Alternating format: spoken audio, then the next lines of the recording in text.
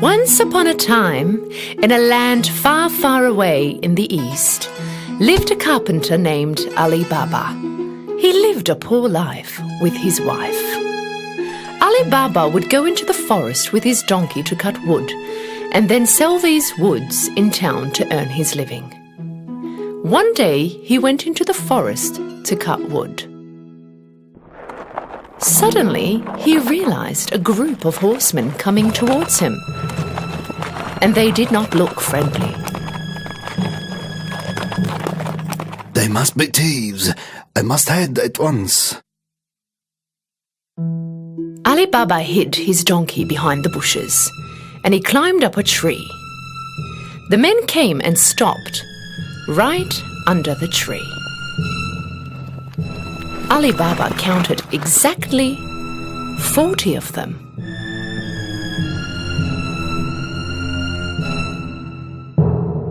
The men took down some heavy bags from their horses. Ali Baba realized that these men were the thieves. The head of the thieves went towards a big rock and started to yell. Open, sesame, open. Suddenly, something very unexpected happened. The big rock slid open just like a gate, and a cave appeared. The thieves went in one by one, carrying the heavy bags. After the last one went in, the gate automatically closed. Ali Baba was speechless from what he saw. After a short while, the rock opened again, and the thieves came out. At last, their leader came out. He turned to the gate and said, Close, sesame, close. The big rock closed immediately, and the thieves jumped on their horses and rode off. Ali Baba came down from the tree and went straight to the big rock. He yelled out the words he memorized. Open, sesame, open. The gate opened with a loud noise. Ali Baba hesitantly went in. He was stunned with what he saw. Inside was full of gold, silver, valuable fabrics, diamonds, and treasure chests. He looked around, picked up 3 bags and left. He turned to the rock and repeated what he heard from the leader of thieves. Close, sesame, close. He put all the bags on his donkey and head home. When he came home, he showed the bags to his wife. She could not believe her eyes. She thought that Ali Baba stole them. Where did you find all this gold? Ali Baba explained to her all that had happened. That made her really happy, and they started to unpack the bags. Oh, let's see how much money we have. No, let's dig a hole and bury the gold. Why don't you go out and dig a hole, and I will ask your brother Kasim for a measuring cup. Ali Baba's brother Kasim was a rich merchant, but he was very greedy. He never helped out Ali Baba. So he warned his wife. Don't you talk anything about the gold. No one must know about it. His wife went to Kasim's house and asked him for a measuring cup. Knowing that they are very poor, Kasim asked right away, What do you need the measuring cup for? You don't have any money. His wife immediately made up a lie. Of course, Kasim did not really believe her. He secretly put a little honey underneath the cup and gave it to Ali Baba's wife. When his wife came back home, they started to measure the gold. And Ali Baba buried the gold he had counted in the hole.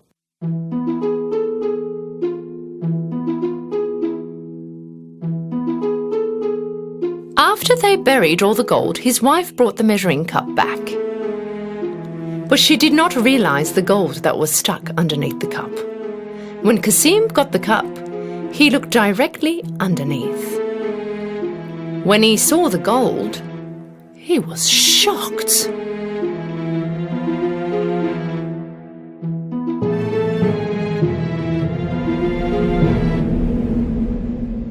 I wonder where Ali Baba found this gold from. Kasim could not sleep all night. When it was morning, he got up and went directly to Ali Baba's house, and he showed the gold that was stuck under the cup. Ali Baba, I thought you were poor. Where did you find this gold? Tell me now. Ali Baba told him everything so that he wouldn't tell anybody else about the gold. If you don't show me where this cave is, I will tell the thieves what you have done. But Qasim... Ali Baba knew that Kasim would do what he said. With no option, they went to the cave together. The cave is right behind this rock. Now let's go away from here. The thieves might come any moment. Ali Baba and Kasim went back home, but Kasim was still thinking about the cave. He immediately took 2 donkeys with him and went back to the cave. When he came in front of the cave, he repeated the words he learned from Ali Baba. Open, sesame, open! The big rock suddenly started to move and the gate to the cave opened. Kasim couldn't believe his eyes. He was speechless about the view inside. The sparkling gold mesmerized him.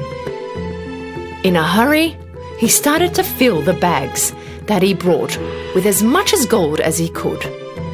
When he had no more room, he went back to the gate, but the gate was closed. And the bad thing was that he forgot the words to open the gate. So he started to make up words and tried to open it. Open, door, open. Open, rack, open. Open, wait, open. Whatever he said, the gate did not open. He started to panic. He looked for another gate, but he could not find one. After a short while, the thieves came back to their cave. When they saw Kasim's donkeys, they got suspicious and drew their swords. Open, sesame, open.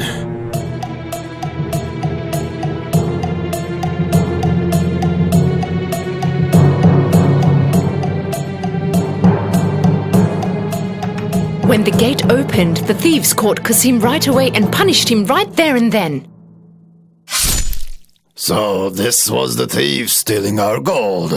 When it was night time and Kasim did not come back home, his wife got really worried. She ran to Ali Baba's house and asked for help.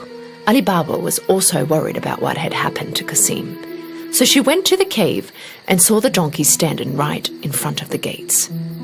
That's when he knew that his brother was inside and killed by the thieves. He went to his wife and told her everything. They decided not to tell anyone about this.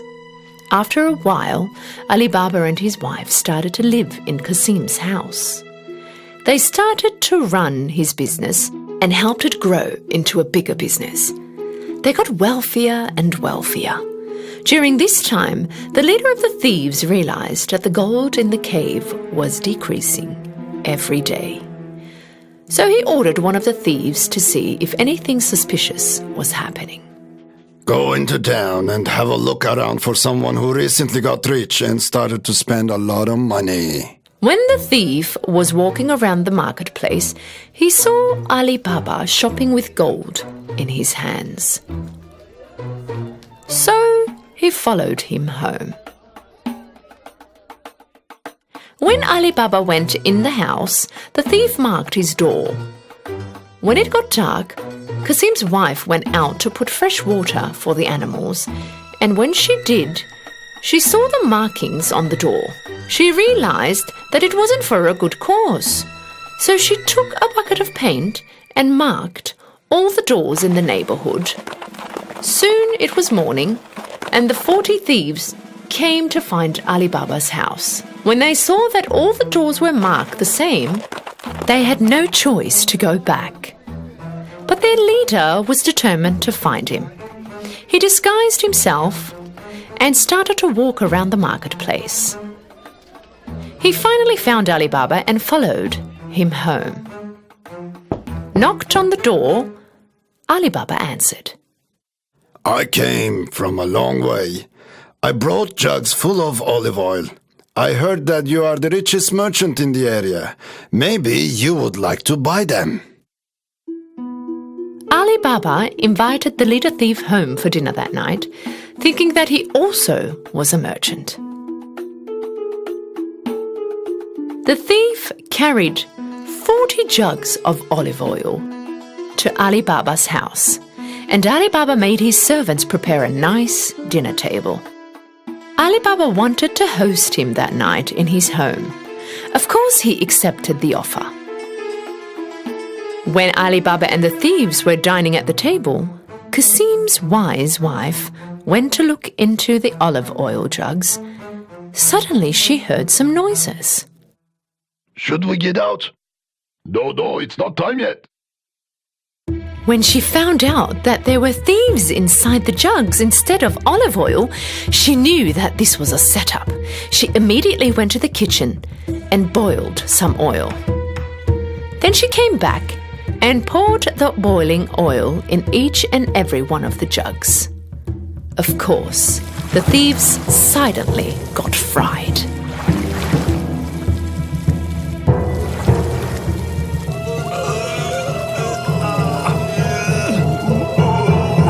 At midnight, when everyone was asleep, their leader came next to the jugs. You can get out now. When there was no response, he asked again. Are you guys sleeping? When he asked again, he could not get any response. He opened one of the jugs. He was terrified with what he saw, and knowing that he was also going to get caught, he ran away and never came back. In the morning, Qasim's wife told Ali Baba all that had happened. Now they knew that they didn't need to worry about the thieves anymore. And so Ali Baba and his family lived a happy and rich life. Once upon a time, in a land on the east, there lived a poor but very good-hearted boy named Aladdin. Living with his mother, Aladdin did the hardest jobs, went the furthest distances, just to earn their living.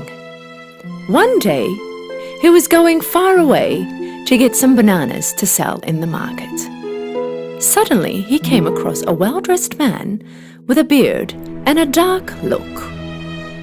The man talked, showing the gold in his hands. Hello, my boy. I'm an old friend of your father's. Would you like to win a gold coin? A gold coin? If I pick bananas for the rest of my life, I still wouldn't earn that much money. The man asked Aladdin to go down the hole, under the rock, a little further away, and asked him to do as he said. Aladdin thought that this was a very easy task. Together, they pushed the rock further away and watched as the hole appeared. Being as tiny and as agile as he was, he managed to go through the hole. Inside, he found a very narrow staircase, and down he went. When he made it to the bottom, he saw that the cave was lightened up with an old lamp. He couldn't believe his eyes. Inside the cave were precious stones, gold, and was full of treasure. While still at shock, Aladdin got scared from the voice he heard from up above. Lamp! Have you seen the lamp? Turn the light out and just bring the lamp to me. Out of all that treasure and gold that was lying there, Aladdin couldn't believe that the only thing that the man had wanted was this old worthless lamp. Now, Aladdin was scared. Aladdin took the lamp and began climbing up the staircase. But before he did anything, the man started to yell. Give me that lamp, quickly! Aladdin couldn't understand the man's behavior. First, I want to get out of here. If you don't give me the lamp, this instant I will lock you up in this cave forever! At that point, Aladdin knew that this man was up to no good. No, first I want to get out of here. All right then, you asked for it. Hey, stop! What are you doing? Unaware of dropping his ring in the cave, the man pushed the rock back on the hole and left Aladdin there. Aladdin saw the ring on the floor. And as soon as he picked it up and put it on, with a tremendous noise, the cave lit up in a pink cloud, and from the cloud appeared what seemed to be a giant. In fear, Aladdin took a look at the giant. Wish for anything you want. But don't you forget, you only have 3 wishes. I wish to go home. Okay, my boy. With a glimpse, Aladdin was back at home.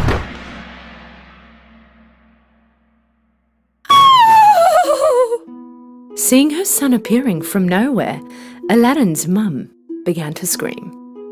Aladdin explained to his mother all that had happened. He told her that he wasn't able to get the gold, but instead was left with this old lamp. Wanting to clean the lamp, Aladdin began to rub it. Suddenly, the fumes coming out of the lamp covered the whole room, and a genie appeared from nowhere.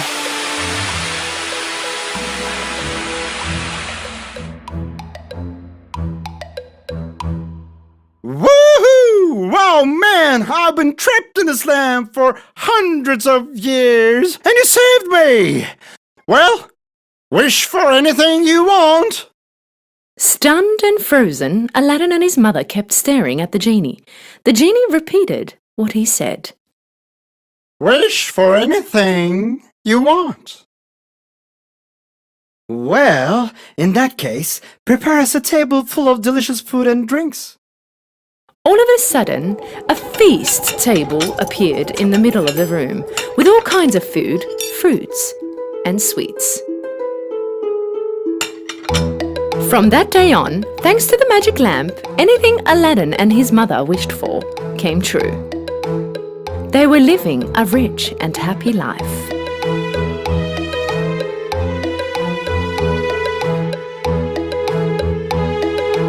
A long time passed by. One day, when passing through the market, Aladdin saw Princess Jasmine, the king's daughter, on a silver throne carried by the soldiers. And he fell in love with her. He went home and told about it to his mum. And his mum prepared a chest full of gold with the genie's help and went to the castle. She told the guards that she had brought a present to the Sultan. Liking the present very much, the Sultan called her to his presence. When she told him about her son's intentions, the Sultan asked her to prove her son's wealth and power.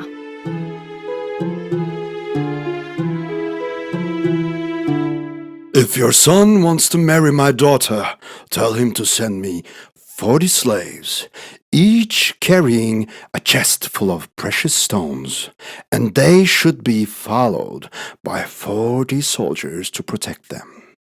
Hearing the Sultan's wish, Aladdin's mother turned back home sad, because she thought that even the genie would not be able to grant a wish this big. Aladdin picked up the lamp and rubbed it harder than ever, and the genie came out. Well, wish for anything you want. Aladdin told him about the Sultan's wishes. The genie clapped 3 times, and suddenly right beside them appeared 40 slaves with chests full of treasure and 40 soldiers protecting them. The next day, seeing that all he had wished for was right there in front of his eyes, the Sultan was very impressed. He wondered how rich Aladdin was.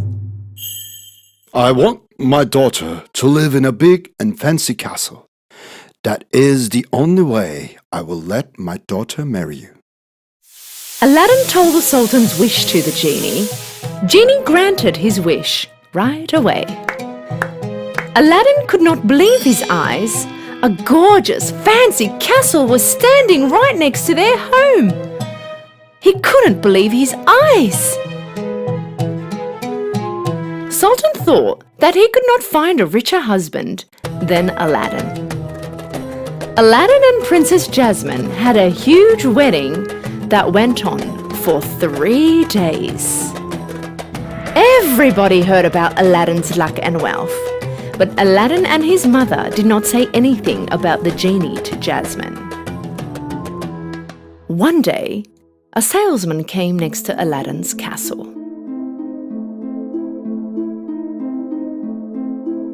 Old lamps! Old lamps! I buy and sell old lamps. I buy anything that's old. Jasmine heard the salesman yelling and thought that if she would exchange the old lamp with a new one, it would make Aladdin very happy. She gave the salesman the magic lamp and got a new one. The salesman was actually the evil man who trapped Aladdin in the hole where it all started. When he got a hold of the lamp, he immediately ordered the genie to move the castle far away with Jasmine in it. When Aladdin returned home that evening, the castle was nowhere to be seen. He knew something very bad had happened. Their old house next to the castle was still standing. He ran home right away and found the ring he found in the cave. As soon as he put it on his finger, the giant appeared once again. Wish for anything you want. But don't forget, you only have 2 wishes left.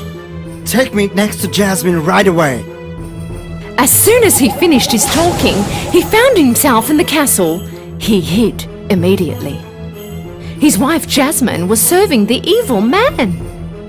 He was holding the lamp in his hands. When no one could see him, Aladdin put the ring back on, and the giant appeared again. Wish for anything you want. But don't forget, you only have 1 wish left. Let that evil man go in a very long and deep sleep. As soon as he finished his words, he ran next to his wife. Jasmine was looking at the evil man in fear. When she saw Aladdin, she got very happy. Aladdin told Jasmine all that had happened from the beginning. Jasmine listened to him with amazement. Aladdin rubbed the lamp again. The genie appeared.